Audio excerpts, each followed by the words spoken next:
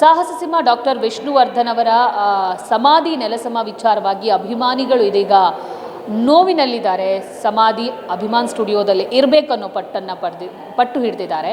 ಇದರ ಬಗ್ಗೆ ಮಾತಾಡೋಕ್ಕೆ ವಿಷ್ಣು ಸೇನಾ ಸಂಘದ ಅಧ್ಯಕ್ಷರಾಗಿರುವಂಥ ರಾಜು ಗೌಡ ಅವರು ನಮ್ಮ ಜೊತೆಗಿದ್ದಾರೆ. ಅವ್ರನ್ನ ಮಾತಾಡಿಸ್ತಾ ಹೋಗ್ತೀನಿ. ಸರ್, ಮೊದಲಿಗೆ ನೇರವಾಗಿ ಹೇಳ್ತಿದ್ದೀನಿ, ಒಂದಿಷ್ಟು ಅಭಿಮಾನಿಗಳು ರಾಜು ಗೌಡ ಮತ್ತು ವೀರಕಪುತ್ರ ಶ್ರೀನಿವಾಸ್ ವಿರುದ್ಧ ಧ್ವನಿ ಎತ್ತುತ್ತಿದ್ದಾರೆ.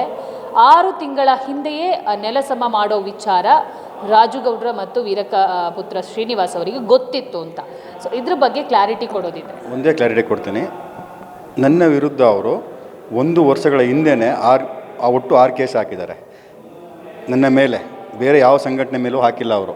ಯಾಕೆಂದರೆ ಹೋರಾಟ ಮಾಡ್ತಿರೋದು 10 ಗುಂಟೆ ಬಗ್ಗೆ ನನ್ನ ಜೊತೆಲೇ ಬಂದು ಅಭಿಮಾನಿಗಳೇ ಹಾಕಿರೋದು, ಕಾರ್ತಿಕ್ ಅವರಲ್ಲ. ಹೌದೌದು. ಇವಾಗ ಹಂಗಿದ್ದಕ್ಕೆ ಅವರು 10 ಗುಂಟೆ ಬಂದು ಬರ್ಕೊಟ್ರು, ಇದು ಮಾಡಿದ್ರು. ಆ ದಾಖಲೆಗಳನ್ನ ನಾವು ಇಟ್ಕೊಂಡೇ ಪೂಜೆ ಮಾಡ್ಕೊಂಡು ಬರ್ತಾಯಿದ್ವಿ. ಇವಾಗ ನೀವು ಹೇಳಿದ್ರಿ ಈ ಶ್ರೀನಿವಾಸ್ ಬಗ್ಗೆ ಗೊತ್ತಿತ್ತು, ನಮ್ಗೆ ಗೊತ್ತಿತ್ತು ಅಂತ. ಈಗ ಶ್ರೀನಿವಾಸ್ ಅವರು ಒಂದು ಸಂಘ ಕಟ್ಕೊಂಡು ಅವರು ಒಂದು ಹೋರಾಟ ಮಾಡ್ತಾರೆ, ನಾವು ಹೋರಾಟ ಮಾಡ್ತಾಯಿದ್ದೀವಿ. ಇದು ಬೇರೆ ಬೇರೆ ಒಪ್ಕೊಳ್ತೀನಿ. ಇವಾಗ ನಮಗೆ ನೋಡಿ, DC ಪಾರ್ಟಿ ಮಾಡಿದೆ ನನಗೆ ಗೊತ್ತಾಗ್ತಾಯಿತ್ತು, ತಹಸೀಲ್ದಾರ್ ಪಾರ್ಟಿ ಮಾಡಿದೆ ನನಗೆ ಗೊತ್ತಾಗ್ತಾಯಿತ್ತು, ವಿಶೇಷ ನಗರ ಜಿಲ್ಲಾಧಿಕಾರಿಗಳಿಗೆ ಗೊತ್ತಾಯ್ತು. ನಾನು ಯಾಕೆ ರಿಕ್ವೆಸ್ಟು, ನಾನು ಕಾರ್ಯಕ್ರಮಕ್ಕೆ ಹುಟ್ಟುಹಬ್ಬಕ್ಕೆ ಪರ್ಮಿಷನ್ಗೆ ನಾನು 3 ಜನಕ್ಕೂ ಕೊಡ್ತೀನಿ. ನಾನು ಕೊಟ್ಟು 2.5 ತಿಂಗಳಾಯಿತು, ಎಲ್ಲ ಪಾಸಾಗಿ ಹೋಗಿದೆ. ನನಗೆ ಇವತ್ತು ನಾಳೆ ತೊಗೊಬೇಕು, ಅಲ್ಲಿ ಹಂಗಾಯಿತು. ಅವ್ರಿಗೆ ಮಾಹಿತಿ ಹೆಂಗೆ ಗೊತ್ತಾಯಿತೋ ಗೊತ್ತಿಲ್ಲ, ನಂದು ಗೊತ್ತಿಲ್ಲ. ಈ 2.5 ತಿಂಗಳು ಆಗಿದ್ದು ನಾನು ಕೊಟ್ಟ ಮೇಲೆ ನಂಗೆ DC ಹೇಳಬೇಕು, ಇಲ್ಲಪ್ಪ ಅವ್ರು ಹೈಕೋರ್ಟಿಂದ ಡಮಾಲಿಸ್ ಆರ್ಡರ್ ತೊಗೊಂಬಂದಿದ್ದಾರೆ, ನಾನು ಕೊಡೋಕ್ಕಾಗಲ್ಲ, ನಾನು ಅರ್ಜಿ ತಗೊಳ್ಳಲ್ಲ ಅಂದರು. ತಹಸೀಲ್ದಾರು ಹೇಳಬೇಕಾಯ್ತು, ವಿಶೇಷ ನಗರ ಜಿಲ್ಲಾಧಿಕಾರಿ ಅವರು. ಅವ್ರು ಯಾರಿಗೆ ನಮ್ಗೆ ಗೊತ್ತೇ ಇಲ್ಲ ಗೌಡ್ರೆ, ನಮ್ಗೆ ಮಾಹಿತಿನೇ ಗೊತ್ತಿಲ್ಲ ಅಂತ ಅವ್ರು ಹೇಳಿದ್ರು. ಇದ್ರ ಬಗ್ಗೆ ನಾನು 3 ಜನನೂ ಭೇಟಿ ಮಾಡಿದೆ. 3 ಜನನೂ ಭೇಟಿ ಮಾಡಿ ರಿಕ್ವೆಸ್ಟ್ ಮಾಡಿ ಕೊಟ್ಟಿದ್ದೀವಿ. ಅಭಿಮಾನ್ ಸ್ಟುಡಿಯೋ ಮಾಲೀಕರ ವಿರುದ್ಧ 10 ಎಕರೆ ಮಾಡ್ಕೊಂಡು ಅಭಿವೃದ್ಧಿಪಡಿಸಿಲ್ಲ, ಸೂಕ್ತ ಕ್ರಮ ತೊಗೊಬೇಕು. ಮತ್ತು ಯಾರಿಗೂ ನಮ್ಮನ್ನ ಪಾರ್ಟಿ ಮಾಡಿದೆ ಮತ್ತು ಯಾರಿಗೂ ತಿಳಿಸಿದಾನೆ, ಮನೆಯವ್ರಿಗೂ ಆಗಲಿ, ಸಂಘಟನೆಗಳಿಗಾಗಲಿ, ಮತ್ತು ವಾಣಿಜ್ಯ ಮಂಡಳಿಗಾಗಲಿ, ಸರ್ಕಾರಕ್ಕಾಗಲಿ ತಿಳಿಸ್ತಾನೆ. ಇವರು ಏಕಾಏಕಿ 1 ದಿವಸದಲ್ಲಿ ಆರ್ಡರ್ ತಗೊಂಡು 7 ತಿಂಗಳು ಕಾದು ಡಮಾಲಿಸ್ ಮಾಡಿದ್ದಾರೆ. ಇವತ್ತು ಅವರು ಡಮಾಲಿಸ್ ಮಾಡಿರೋದು ವಿಷ್ಣು ಅಪ್ಪಾಜಿ ಆತ್ಮ ಅಲ್ಲಿ ಇರುತ್ತೆ. ಇವತ್ತು ಅವರು ಹೆಂಗೆ ನೆಮ್ಮದಿ ಇದ್ದಾರೋ ಗೊತ್ತಿಲ್ಲ. ಇವತ್ತು ಎಲ್ಲ ಕಡೆ ಆ ಜಿಲ್ಲೆಗಳು, ಹಳ್ಳಿಗಳಲ್ಲಿ ಹೋರಾಟ ಮಾಡ್ತಾಯಿದ್ದಾರೆ ಅಭಿಮಾನಿಗಳು, ಕಲಾವಿದರು ಮಾತಾಡ್ತಾ ಇದ್ದಾರೆ, ರಾಜಕಾರಣಿಗಳು ಮಾತಾಡ್ತಾ ಇದ್ದಾರೆ. ಡಾಕ್ಟರ್ ವಿಷ್ಣುವರ್ಧನ್ ನೆಲಸಮ ಮಾಡ್ತೀವಿ. ಸುಮಾರು ಪ್ರಪಂಚದಲ್ಲೇ ಈ ವ್ಯಕ್ತಿಗಾದಂಥ ಅನ್ಯಾಯ, ದೌರ್ಜನ್ಯ ಯಾವ ನಟರಿಗೂ ಆಗಿಲ್ಲ. ಸರ್, ಇವಾಗ ನಿಮಗೂ ಮತ್ತು ಬಾಲಕೃಷ್ಣ ಫ್ಯಾಮಿಲಿ ಅವರಿಗೆ ವೈಯಕ್ತಿಕ ಮನಸ್ತಾಪಗಳೇನಾದರೂ ಇದೆಯಾ, ಅಥವಾ ಅವರು ನಿಮ್ಮ ಮೇಲೇ ಯಾಕೆ ಪದೇ ಅಲಿಗೇಷನ್ ಮಾಡಿ? ಯಾಕೆ ಅಂದರೆ 2017ರಿಂದ 15 ಚೆನ್ನಾಗಿದ್ದರು. 16 ಸ್ಮಾರಕ ಅಲ್ಲಿ ಹೋದ್ಮೇಲೆ ಸ್ಮಾರಕ ಜಾಗ ಕೊಡೋಕ್ಕಾಗಲ್ಲ ಅಂತ ಅವರೇ ನನ್ನ ಹತ್ರ ಮಾತುಕತೆ ಆಡಿ DC ಹತ್ರ ಬಂದು ಬರ್ಕೊಡ್ತಾರೆ. DC ಬಂದು ಸರ್ವೆ ಮಾಡ್ತಾರೆ, ಬಿಡುಗಡೆ ಆಗಿರ್ತಾರೆ, ನಾನು ಚೆನ್ನಾಗಿರ್ತಾರೆ. ಅವರು ಕಾರ್ಯಕ್ರಮಕ್ಕೆ ನನ್ನ ಟ್ರಸ್ಟ್ ವತಿಯಿಂದ ಕಾರ್ಯಕ್ರಮ ಅನುಮತಿ ಕೊಡ್ತಾರೆ. ಎಲ್ಲ ಚೆನ್ನಾಗೇ ಇರ್ತೀವಿ. 2023 ಜನವರಿ 29ರಲ್ಲಿ ಮೈಸೂರಿನ ಲೋಕಾರ್ಪಣೆ ಆದಮೇಲೆ ಅವತ್ತಿಂದ ನನ್ನ ಫೋನ್ ತೆಗೆಯೋದಿಲ್ಲ. ನಾನು ಏನಾದ್ರು DC ಪರ್ಮಿಷನ್ ತಗೊಂಡು ನನಗೆ ಇಂಡೈರೆಕ್ಟಾಗಿ ತೊಂದರೆ ಕೊಡೋದೆಲ್ಲ ಮಾಡ್ತಾ ಇರ್ತಾರೆ. ಕಳೆದ 74 ದಿನ ನಾನು ಬೇಕು ಅಂತ ಇಂಜೆಕ್ಷನ್ ಆರ್ಡರ್ ತೊಗೊಂಬಂದರು. ಇಂಜೆಕ್ಷನ್ ಆರ್ಡರ್ ನನ್ನ ಕೈಗೆ ಬರ್ದಿರೋ ಅವರು ನನ್ನ ತಡೆದ್ರು. 15 ಪುಣ್ಯಸ್ಮರಣೆಯಲ್ಲಿ ಇಂಜೆಕ್ಷನ್ ಆರ್ಡರ್ ನಮಗೆ ಸಿಟಿ ಸಿವಿಲ್ ಕೋರ್ಟಲ್ಲೇ ನಾವು 10 ಗುಂಟೆ ದಾಖಲೆಗಳನ್ನ ಕೊಟ್ಟಿದ್ವಿ, DC ಆರ್ಡರ್ ಕೊಟ್ಟಿದ್ವಿ. ಕೋರ್ಟೇ ನೀವು ಕಾರ್ಯಕ್ರಮ ಮಾಡ್ಬೋದು ಅಂತ ಪರ್ಮಿಷನ್ ಕೊಡ್ತು. ಆ 15 ಪುಣ್ಯಸ್ಮರಣೆಗೂ ನಮ್ಮ ಮೇಲೆ ಹಲ್ಲೆ ಮಾಡಿದ್ರು, ಟೆಂಟು ಪೆಂಡಾಲ್ ಎಲ್ಲ ಕಿತ್ತಾಕಿದ್ರು, ಮತ್ತು ನಮ್ಮನ್ನು ಅರೆಸ್ಟ್ ಮಾಡಿಸಿದ್ರು. ಇಂಜೆಕ್ಷನ್ ಆರ್ಡರ್ ಇದೆ ಅಂತ ಸುಳ್ಳು ಪೊಲೀಸ್ನವ್ರಿಗೆ ಸುಳ್ಳು ಮಾಹಿತಿ ಕೊಟ್ಟು ನನ್ನನ್ನು ಅರೆಸ್ಟ್ ಮಾಡಿಸಿದ್ರು. ಕಾರ್ಯಕ್ರಮಗಳ ಒಳಗಾಗಿ ಅನುದಾನಕ್ಕೆ ರಕ್ತದಾನಕ್ಕೆ ಯಾವುದೂ ನಮಗೆ ತುಂಬ ತೊಂದರೆ ಕೊಟ್ಟರು. ತುಂಬ ಅದ್ರ ಬಗ್ಗೆ FIR ಆಗಿದೆ ಅವ್ರ ಮೇಲೆ. ಅದು ಕೋರ್ಟಲ್ಲಿದೆ, ಮ್ಯಾಜಿಸ್ಟ್ರೇಟ್ ಕೋರ್ಟಲ್ಲಿದೆ, ನಡೀತಾ ಇದೆ. ಹಿಂಗೆ ಸುಮಾರು ಇನ್ನೂ 2 ಕೇಸ್ ನನಗೆ ಹೈಕೋರ್ಟ್ನಲ್ಲಿ PCR ಹಾಕಿದ್ದಾರೆ, ಇದು ಮಾಡ್ತಾಯಿದ್ದಾರೆ. ಹಿಂಗಾಗಿ ತುಂಬ ನಮಗೆ ತೊಂದರೆಗಳು ಕೊಟ್ಕೊಂಡ್ಬರ್ತಾ ಇದ್ದಾನೆ. ಯಾಕೆ ಅಂದರೆ ನನ್ನನ್ನು ಕೇಸ್ ಹಾಕಿ ಮುಳುಗಿಸ್ಬಿಟ್ರೆ ಚಕ್ಕಾರ ಎತ್ತೋರು ಯಾರೂ ಇಲ್ಲ. ಇಂಥ ದಾಖಲೆ ಇಟ್ಕೊಂಡು ಇವನು ನಮ್ಗೆ ತೊಂದರೆ ಕೊಡ್ತಾನೆ ಅನ್ನೋ ಉದ್ದೇಶದಿಂದ ನನ್ನ ಮೇಲೆ ಟ್ರೆಟ್ ಇಟ್ಕೊಂಡಿದ್ದಾನೆ. ನನಗೆ ಏನಾದರೂ ನನ್ನ ಪ್ರಾಣಕ್ಕೆ ಅಪಾಯವಾದರೆ ಅಭಿಮಾನಿ ಸ್ಟುಡಿಯೋ ನಾವು ಏನು FIR ಹಾಕಿದ್ದೀವಿ 6 ಜನರೇ ಕಾರಣ ಅಂತ ನಾನು ಹೇಳೋಕ್ಕೆ ಇಷ್ಟಪಡ್ತೀನಿ ಮೇಡಮ್.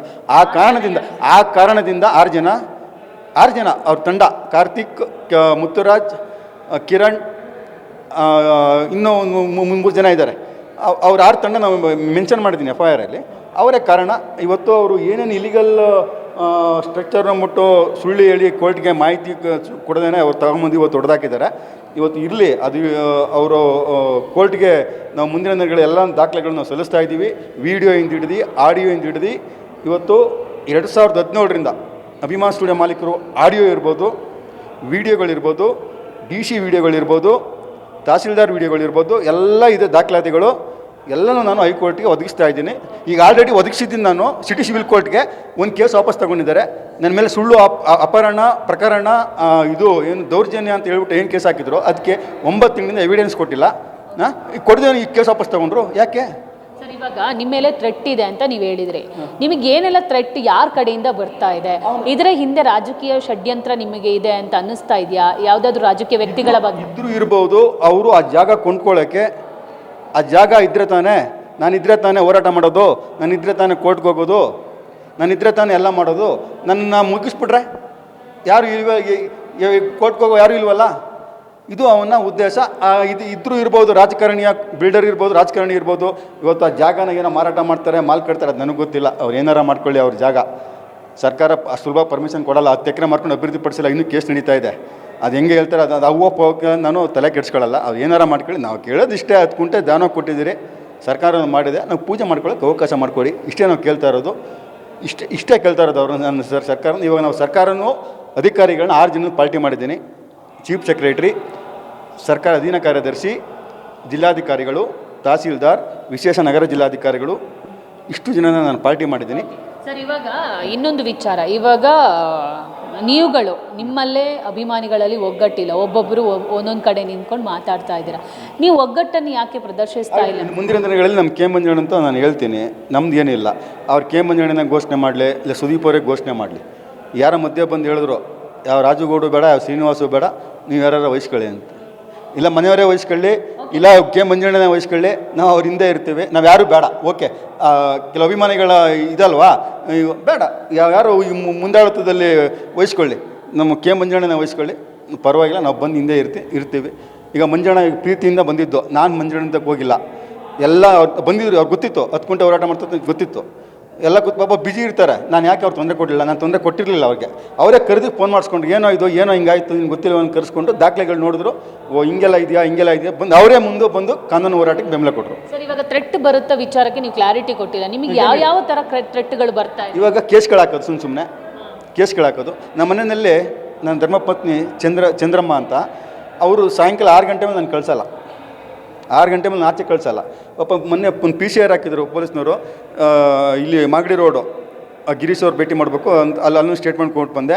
ಜ್ಞಾನಭಾರತಿ ಮೇಡಮ್ ಇದ್ದರು, ಅವ್ರು DCP, ಅಲ್ಲೂ ಒಂದು ಸ್ಟೇಟ್ಮೆಂಟ್ ಕೊಟ್ಟು ನಮ್ಮ ಮಿಸಸ್ಸೇ ಸೆಕ್ಯೂರಿಟಿ ಹಾಕಿ ನನಗೆ ಕರ್ಕೊಬಂದರು. ಯಾವುದೇ ಒಂದು ಪೋಸ್ಟ್ ಹಾಕಿದ್ವಿ, ಅಭಿಮಾನ್ ಸ್ಟುಡಿಯೋದಲ್ಲಿ ಸೆಪ್ಟೆಂಬರ್ 18 ಕಾರ್ಯಕ್ರಮ ನಡೆಯುತ್ತೆ, ಅಭಿಮಾನಿಗಳು ಬನ್ನಿ ಅಂತ.